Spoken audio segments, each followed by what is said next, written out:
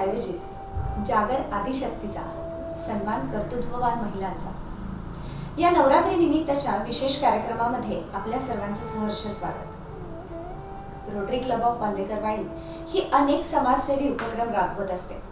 त्यामध्ये प्रामुख्याने पवनामाई स्वच्छता मोहीम, यामध्ये जलपर्णी मुक्त आणि सांडपाणी विरहित पवनामाई आणि ह्या कार्यक्रमासाठी आयोजित सांस्कृतिक कार्यक्रमांमध्ये पवनामाईची महाआरती आणि पवनामाई महोत्सव। या कार्यक्रमांबरोबरच अंघोळीची गोळी, खिळेमुक्त झाड असे सुद्धा समाज उपयोगी कार्यक्रम रोटरी क्लब ऑफ वाल्हेकरवाडी नियमितपणे आयोजित करत असते।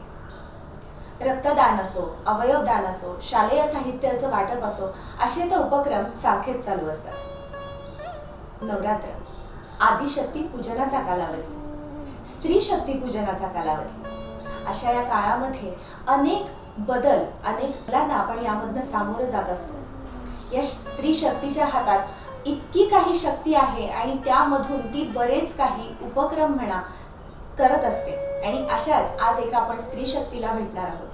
आजची स्त्री शक्ती आहे आदितीजी देवधर। नमस्कार आदितीजी, आजच्या या कार्यक्रमामध्ये तुमचं खूप खूप स्वागत। कार्यक्रमाला सुरुवात करण्यापूर्वी, आदितीजींशी गप्पा मारण्यापूर्वी आदितीजींचा थोडक्यात परिचय करून देते। आदितीजींनी गणित हा विषय घेऊन पोस्ट ग्रॅज्युएशन केलेलं आहे, तर त्यांनी post graduation diploma in natural resource management मध्ये केलेला आहे। त्यांनी IT क्षेत्रामध्ये सुद्धा काही काळ काम केलेलं आहे आणि त्यांचं सगळ्यात महत्त्वाचं सध्याचं काम म्हणजे जीवित नदी। या जीवित नदी या प्रकल्पाच्या त्या संस्थापक आहेत। तशा या आदितीजींशी आपण थोडक्यात गप्पा मारणार आहोत। आदितीजी, आता उल्लेख केला तर जीवित नदी हा मोठा प्रकल्प, तुम्ही त्याचा संस्थापक म्हणून काम पाहता, तर ऍक्च्युली जीवित नदी हा काय प्रकल्प आहे त्याच्याबद्दल आम्हाला नक्की जाणून घ्यायला आवडेल। नक्की।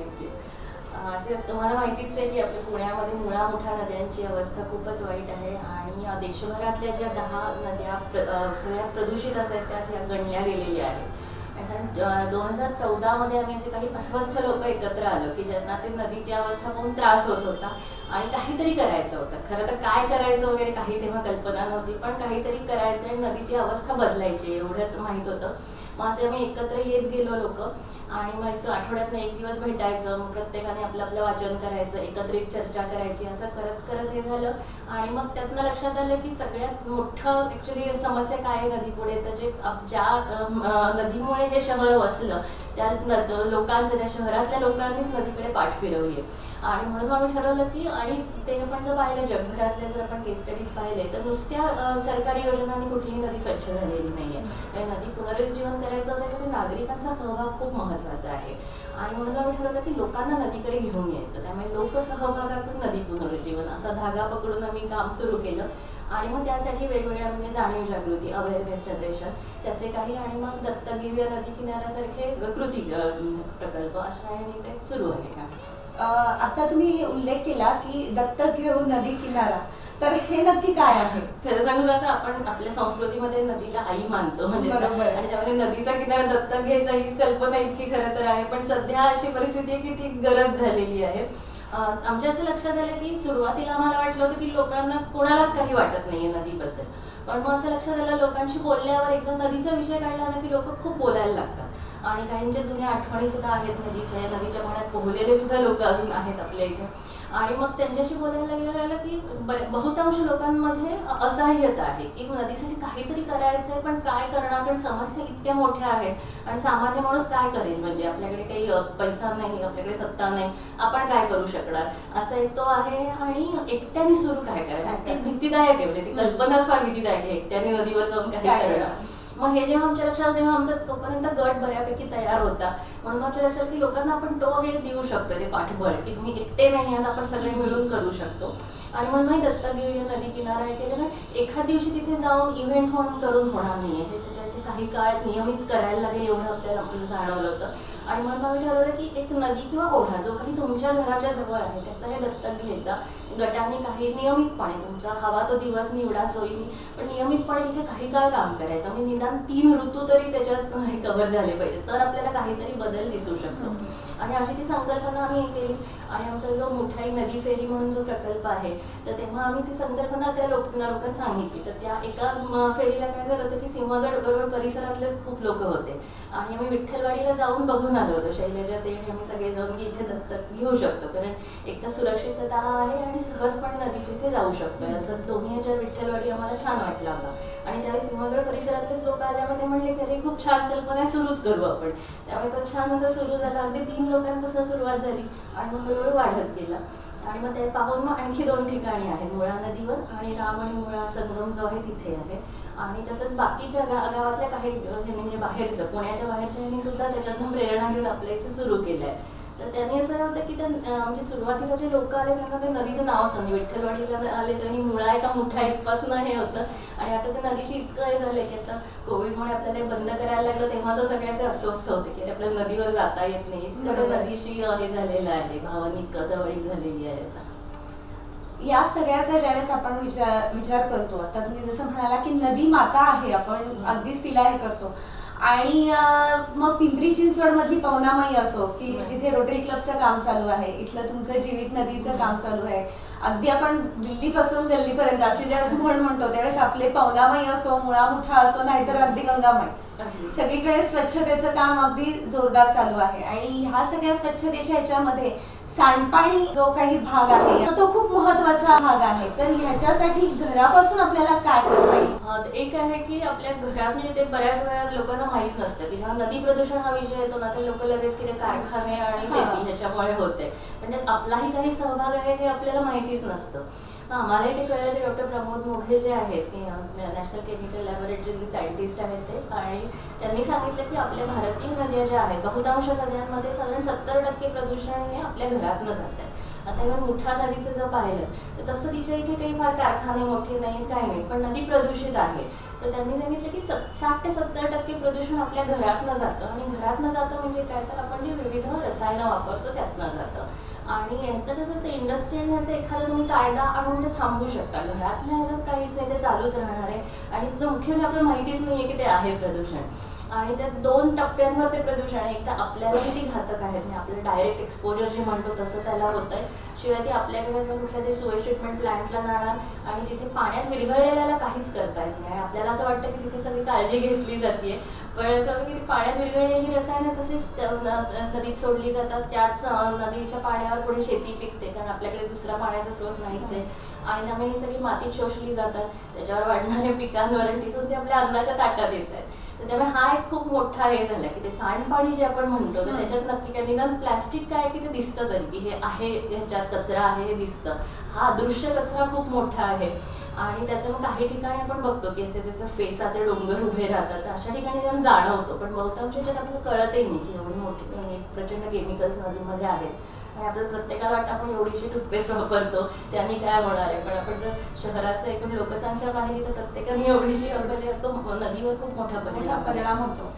आपण पण आपल्या घरामध्ये, आता तुम्ही टूथपेस्टचाच उल्लेख केला, तर त्यावेळेस पण आपण बघतो की किती फेस त्याचा एवढ्याशा छोट्याशा होतो आणि तिथे तर एवढा मोठा सगळा तो सांडपाण्याचा कचरा येणार आहे. आता आपण जसा उल्लेख करतोय की घरापासून सुरू होतात, तर घर म्हटलं की पहिले येतं किचन, आणि स्वयंपाकघर आणि महिला ह्यांचा खूपच अगदी जवळचा संबंध म्हणावा लागेल. आणि मग ह्या स्वयंपाकघरातनं जो निघतो कचरा, तर तो पण या नदीसाठी म्हणजे तो कुठून ना कुठून तिथपर्यंत जातोच आहे, तर तोही घातकच आहे.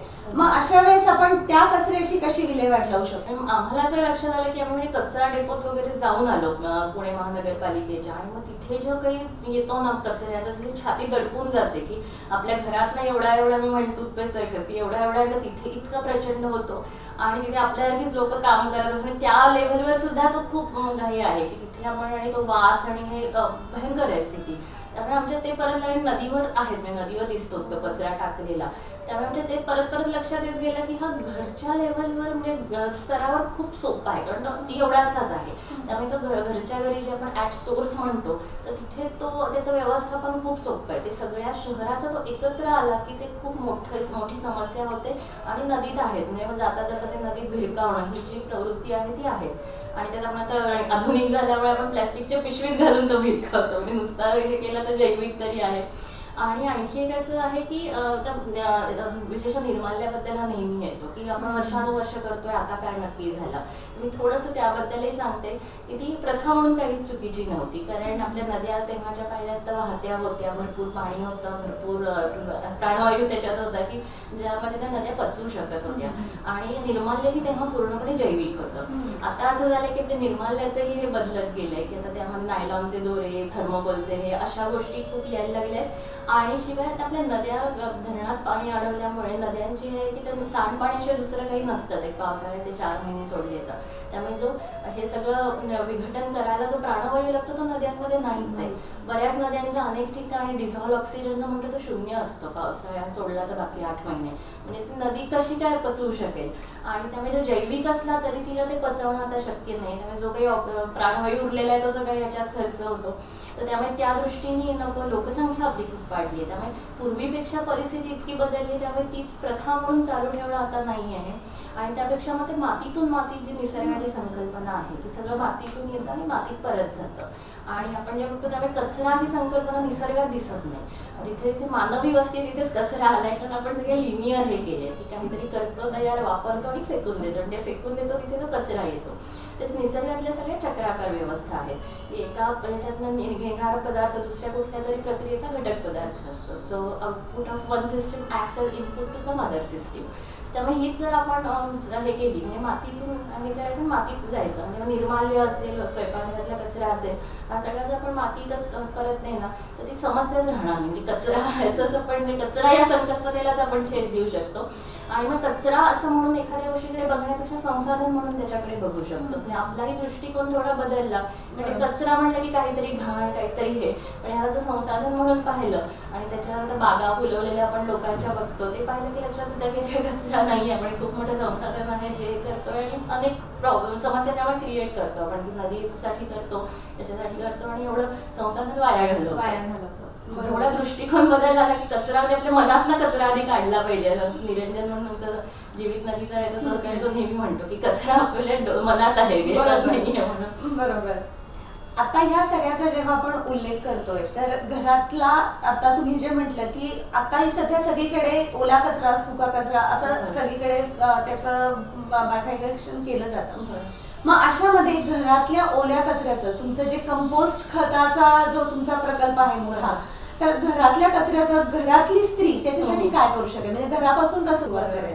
कसं स्त्रियाच जे असतील तर स्वयंपाक आणि हे पाहिलं तर सगळी ती व्यवस्था सगळी स्त्रियांकडेच असते. त्यामुळे माझा अनुभव आहे की स्त्रियांनी जर ठरवलं तर ते होऊ शकतं. थोडाफार घरातनं विरोध असू शकतो, कारण ते सगळ्या लोकांना ते नाही कल्पना अजूनही पचत नाही.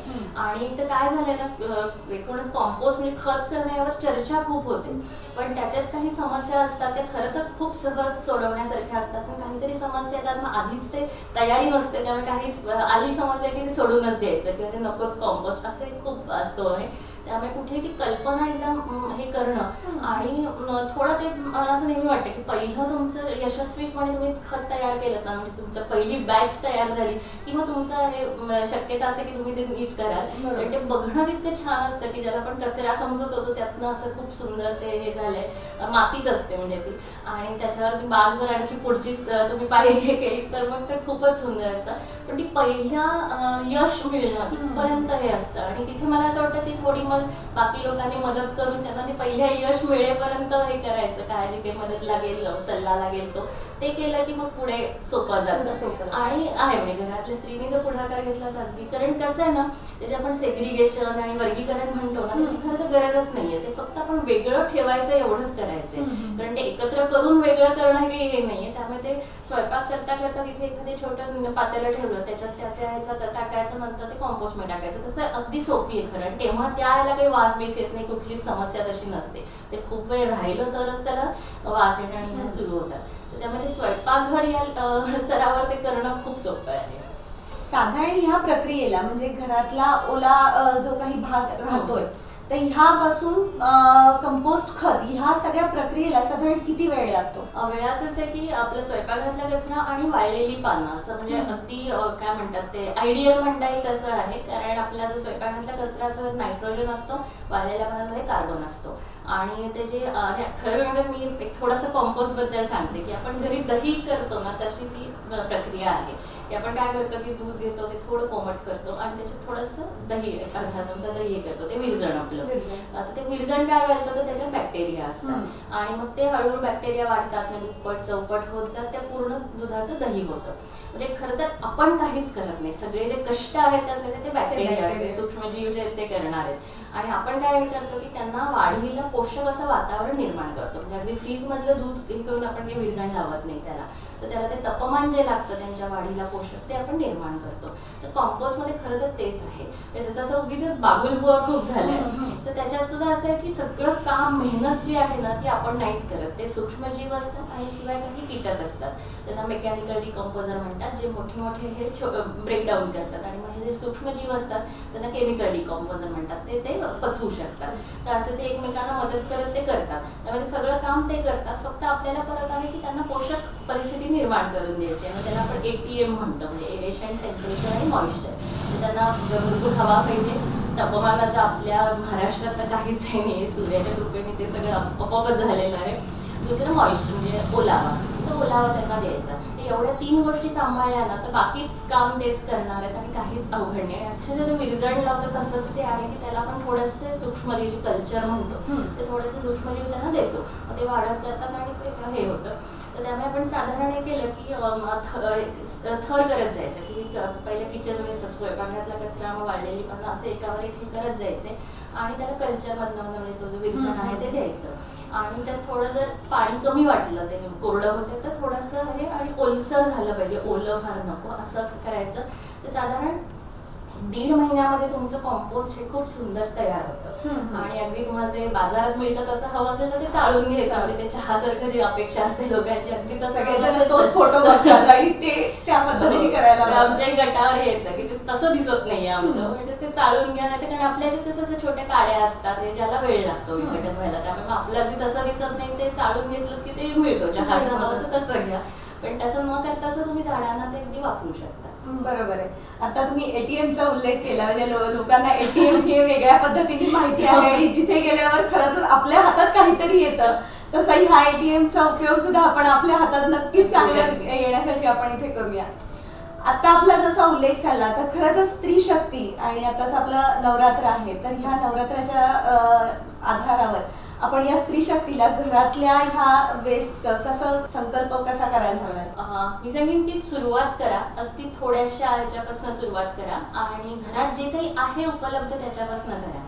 म्हणजे आपण जे ते पिंजरे मोठे बघतो वगैरे, अगदी पहिल्या ह्याला त्याची गरज नाहीये.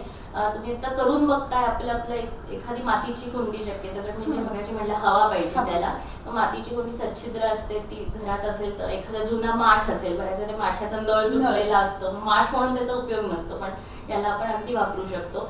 अगदी ते नसेल तर बादली, गळकी बादली, की तिचा बादली म्हणून आता उपयोग संपलाय, तर ती वापरा. फक्त मग त्याला आपल्याला भोकं करायला लागतात, म्हणजे कुठल्याही परिस्थितीत पाणी साठवून नाही राहिलं पाहिजे, कारण आपल्या जर किचन वेस्ट असतं तर 80% पाणी असतं. आणि मग ते विघटन व्हायला लागलं की ते पाणी खूप येतं आणि ते साठून राहिलं तर खूप घाण वास येऊ शकतो. ते सुद्धा परत मातीसाठी ते खूप आवश्यक असतं, पोषक असतं ते पाणी, आणि ते नदीत गेले की तर खूप त्याचा भयंकर परिणाम होतो. पण त्यामुळे ते पाणी फक्त त्याचा निचरा झाला पाहिजे, त्यामुळे भोकं भरपूर पाहिजेत, हवेशीर पाहिजे, अगदी घट्ट बंद करून ठेवायचं नाही. एवढं तत्व पाळलं ना तर काहीच अवघड नाही. त्यामुळे अगदी घरातल्या ह्याच्यापासून सुरू करा. निर्माल्यही त्याच्यात आपण हे करू शकतो. वाळलेली पानं उपलब्ध असतात, आता परत ऑक्टोबर आहे म्हणजे सुरूच होईल पानगळ, ती पानं एखाद्या पिशवीत साठवून ठेवा आणि त्याचे थर करत जायचे एकावर एक. फार ओलं होतं असं वाटलं तर वाळलेली पानं वाढवायची त्यात, एवढंच त्याचं आहे.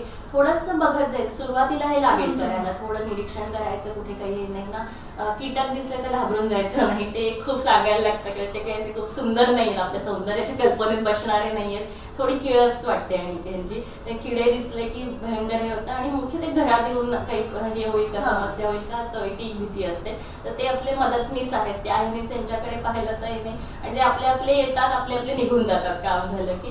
तर त्यामुळे तो एक आहे की ते दिसले तरी काही हे करायचं नाही, आणि ते छान हे होतं, म्हणजे एकमेकांना ते थर होतात, त्याचं विघटन होतं सुरू. मधनं म्हणलं तसं काहीतरी त्याला हे कल्चरने विरजण म्हणून सुद्धा माती नुसती आता घातली तरी मातीमध्ये सूक्ष्मजीव भरपूर असतात.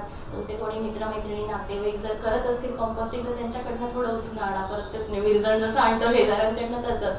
आणि शेण आहे नाहीतर किंवा अगदी हे असेल तर घरातलं ताक वापरू शकता. म्हणजे मी सर्रास ते सांगत नाही ताक वापरा, ते प्यायलेलं चांगलं जास्ती, पण अगदी तुमच्याकडे जर असेल घरात आणि सुरुवातच करून बघायची तर अगदी उपलब्ध असतं ते वापरा. तर सुरुवातीला हे विरजण आपण देणार आहोत आणि ती एकदा सुरू झालेली आहे की सूक्ष्मजीव आले तिथे की ते आपले आपले वाढणार आहेत.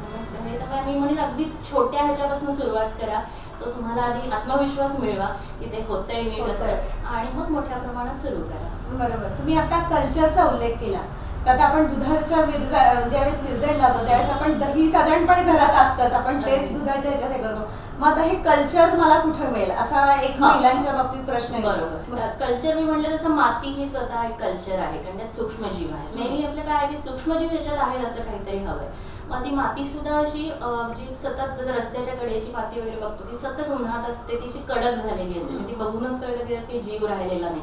तर अशी माती नाही. तर साधारण झाड असतं एखादं मोठं डेरेदार झाड, त्याच्या खाली जी असते त्याची कॅनोपी जी म्हणतात त्याच्यात जी माती असते ती अशी आपल्याला कळतं, अशी ओलसर भुसभुशीत असते. अशी माती घ्यायची. माती नाही मिळाली तर म्हटलं असं शेण एक आहे जर उपलब्ध असेल तर. दुसरं ताक, अगदी घरच्या घरी छोट्या कुंडीत जर करताय तर ताक हरकत नाही वापरायला. आणि किंवा कोणाकडनं तरी उसणं आणणं त्यांचं हे असं आहे. आणि नाहीतर मग काही बाजारात पावडर्स मिळतात, त्यांना कंपोस्ट कल्चर म्हणतात ना, मायक्रो मिक्सचर म्हणतात. अशा वेगवेगळ्या आहेत. आपल्या शेती महाविद्यालयाचं सुद्धा एक हे असतं, तर तेही आपण विकत आणू शकतो. आणि विकत आणणं किंवा उसणं आणणं हे पहिल्या वेळी फक्त करायचं. एकदा का आपलं कॉम्पोस्ट तयार झालं, खत झालं की ते पुढच्या वेळी विरजण म्हणून जाणार आहे. एकदा फक्त आणायचं, मग पुढचं आपलंच घरात तयार होत राहणार आहे. बरं. आता ह्या सगळ्या जेव्हा आपण ही सगळी प्रोसेस करतो तर ह्याच्यामध्ये आपण म्हणजे आता ह्याच्यामधला तर घरातला तर ओला कचरा बाजूला आला. आता पुढच्या ज्यावेळेस आपण टप्प्याकडे जातो म्हणजे नदीचं ज्यावेळेस काम पाहतो तर त्यावेळेस ह्याच्यामध्ये अजून कचऱ्यामध्ये प्लास्टिक वगैरे हे सगळा भाग आहे, तोही वेगळा झाला तर म्हणजे खरंच नदीपर्यंत आपण खूप स्वच्छ प्रकारे तिथपर्यंत जाऊ शकतो. खरंच स्त्री ही खूप तिच्या हातात शक्ती आहे. आदिशक्ती म्हणताना स्त्री शक्तीकडे खरंच खूप मोठं काम आहे. तर ह्या सगळ्या पार्श्वभूमीवर, नवरात्राच्या पार्श्वभूमीवर हे सगळं करण्याची प्रेरणा महिलांना मिळण्यासाठी तुम्ही त्यांना काय संदेश द्याल? मी थोडं सांगेन की आपण आपलं घर ह्याच्या पलीकडे थोडंसं आता बघितलं पाहिजे. कारण थोडंसं काय होतं, खत करणं आणि याबद्दल ना असं म्हणजे मला नाही वाटत की नदीत टाकणं हे जाळून टाकणं कोणाचा पहिला हे असतो, पण आपण थोडं पलीकडे जाऊन विचार करत नाही. बऱ्याच वेळा असंही वाद येतो की आम्ही टॅक्स भरतोय, मग ते सगळं महानगरपालिकेचं काम आहे, आम्ही काय करायचं. तर म्हणून मी थोडं सांगते. एक साधारण 3 वर्षापूर्वी आपले तेव्हाचे मुख्यमंत्री देवेंद्र फडणवीस यांनी घोषित केलं होतं की आता महाराष्ट्रामध्ये डम्प यार्डसाठी जागाच उरली नाहीये. म्हणजे आता जो आपला कचरा सगळ्या शहराचा आपण टाकतोय ते चुकीचंच होतं तात्विक यांनी सुद्धा, की दुसऱ्या कोणाच्या तरी अंगणात आपण नेऊन टाकत होतं. पण आता म्हणजे तोही पर्याय नाहीये की आपल्याला जागाच नाहीये आणि सगळ्या शहरांमध्ये हळूहळू हीच अवस्था होणार आहे. तर त्यामुळे तो जर विचार केला आपण की पुढच्या पिढ्यांसाठी आपल्याला काय करायचं, नुसतं आता माझं सोय माझी गैरसोय ह्याच्या पलीकडे जाऊन आपण हा जर विचार केला की आपण हे सगळ्या कचऱ्याने गोष्टी भरून टाकतोय आणि तो जर एकत्र कचरा सगळ्या शहराचा येतो तेव्हा ती खूप मोठी समस्या होते. पण ते जर आपण घराच्या पातळीवर पाहिलं तर ते खूप छोटा आहे, त्याची हे खूप कमी आहे क्वांटिटी आणि तो सहज व्यवस्थापन त्याचं होऊ शकतं. तर त्यामुळे आपल्या पुढच्या पिढ्यांना जर आपल्याला हे सुंदर हे द्यायची असेल आणि ते जे आम्ही जीवितमध्ये नेहमी म्हणतो की असं आम्ही म्हणतात की आपल्याला पृथ्वी ही आपल्या पूर्वजांकडनं वारसा हक्काने मिळत नाही, की आपण पुढच्या पिढ्यांकडनं उसनी घेत असतो. तर त्यामुळे त्यांच्यासाठी आपल्याला हे द्यायची असेल की एक जिवंत नदी आणि एक सुंदर हे द्यायचं असेल पर्यावरण, तर मग आपल्याला थोडंसं आता सवय बदलाय. म्हणजे खरं कष्ट खूप नाही आहेत, एकदा ती सवय झाली ना की तो एक त्याचा भाग होऊन जातो आपल्या दैनंदिन ह्याचा. तर थोड्याशा सवयी जर आपण बदलल्या, थोडेसे बदल आपण आता केले तर आपण खूप मोठा बदल, चांगला बदल आपल्या पिढ्यांसाठी पुढच्या करू शकतो. आणि विशेषतः आपल्या पिढीचं मला असं खूप वाटतं की आपण अशा टप्प्यावर आज आहोत की आज आपण जे निर्णय घेऊ त्याचा खूप मोठा परिणाम पुढच्या पिढ्यांवर होणार आहे. म्हणजे आपण जर आता चांगलं हेकडे पाऊल टाकलं तर आपल्या पुढच्या पिढ्यांचं खूप उज्ज्वल भविष्य आपल्याला देऊ शकतो. तर त्यामुळे मला थोडं वाटतं की थोडं आपल्या ह्याच्या पलीकडे जाऊन म्हणजे बिगर पिक्चर जर आपण बघितलं ना तर हे बदल खूप सहज होतील. की आपल्या मुलांसाठी करतोय म्हणलं ना की ते खूप सोपे आहेत मग करायला. त्यामुळे मग असं वाटतं की थोडंसं सुरुवात तरी करू. आणि पुण्यासारख्या ठिकाणी किंवा आपल्या पिंपरी चिंचवडच्यात सुद्धा इतके लोक आहेत ज्यात काम करणार आहे. त्यामुळे मला असं वाटतं ते पहिलं पाऊल टाकणं फार सोपं आहे. कारण एक आपण नुसतं व्हॉट्सअपवर टाकला ना मेसेज की आम्हाला मदत हवी आहे, आम्ही खत करतोय, भरपूर तुम्हाला सल्ले मिळतील. त्यामुळे तोही मला खूप चांगला वाटतो की तोही आपली काय सपोर्ट सिस्टीम जो म्हणतात ती खूप छान तयार होती आपल्याकडे. तर त्यामुळे सुरुवात करा. काहीही अडचण आली तर आपल्याकडे मदत भरपूर उपलब्ध आहे. मदत लागली तर मागा, त्याचं काही लाजू नका कसं विचारायचं. आपण मागत नाही मदत उपलब्ध असते, मदत करणारे तयार असतात, आपण मागत नाहीच आहे एवढंच असं. तर त्यामुळे मदत घ्या. सगळे एकत्र मिळून काम करण्याचंच हे आहे. कारण आता तीच वेळ आलेली आहे की एका व्यक्तीचं काम उरलेलंच नाहीये. तर त्यामुळे आपण सगळे मिळून ही सुरुवात करू आणि छोट्या छोट्या पावलं टाकत जाऊ आणि त्याचा खूप मोठा परिणाम पुढे होणार आहे. आदितीजींनी इतकं छान आपल्याला सगळ्यांना माहिती दिलेली आहे की घरापासून सुरू करूया तेव्हा आपली जीवनदायिनी आपली नदी ही स्वच्छ होणार आहे. घरातल्या स्वच्छतेपासून नदीच्या स्वच्छतेपर्यंतचा खूप चांगला संदेश आता आपल्याला आदितीजींनी दिला. रोटरी क्लब ऑफ वाल्हेकरवाडी आयोजित ह्या जागर आदिशक्तीचा सन्मान कर्तृत्ववान महिलांचा या कार्यक्रमामधून आजची स्त्री शक्ती होती आदितीजी. तर ह्यांचे खूप खूप मी आभार मानते. खूप खूप धन्यवाद. घरी राहा, स्वस्थ राहा, सुरक्षित राहा.